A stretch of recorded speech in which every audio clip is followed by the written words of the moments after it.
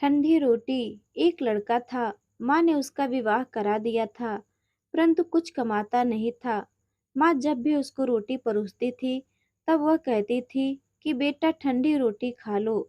लड़के के समझ में नहीं आता था कि माँ ऐसा क्यों कहती है, जबकि रोटी तो गर्म है। खैर उसको क्या, उसको खाने से मतलब रहता था। वो चुपचाप खा लेता।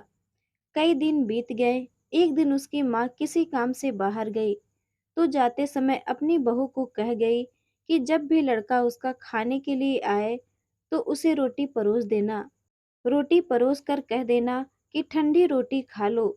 उसने अपने पति से वैसे ही कह दिया तो वह चिढ़ गया कि माँ तो कहती ही थी, तुम भी सीख गई। बता रोटी ठंडी कैसे हुई? रोटी गरम है, दाल गरम है, साग गरम है, फिर तो ठंडी रोटी कैसे कहती हो? वह बोली, यह तो आप अपनी माँ से पूछो। उन्होंने मेरे को बोला है बोलने को, इसलिए मैंने आपसे बोला। वह गुस्से से आग बबूला हो गया कि माँ तो पहले कहती ही थी, तू भी सीख गई और वो खाना नहीं खाया। माँ घर आई तो उसने बहू से पूछा, क्या लड़के ने भोजन कर लिया? वो बोली कि उन्होंने तो भोजन किया नहीं, उल्टे नाराज हो गए। माँ ने लड़के से पूछा तो लड़के ने बोला कि माँ तू रोजाना कहती थी कि ठंडी रोटी खा ले, मैं सह लेता था, अब यह भी कहना सीख गई है। रोटी तो गरम है, तू आज बता मेरे को रोटी ठंडी कैसे?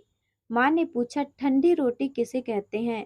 वह बोला, सुबह की रोटी बनाई हुई शाम को ठंडी होती है, बासी रोटी ठंडी और ताजी रोटी गरम।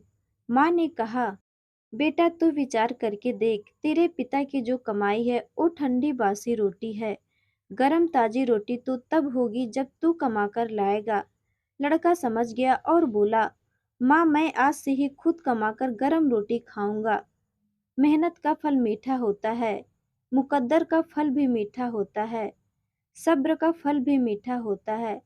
सिर्फ वही फल मीठा नहीं होता जो किसी और का होता है।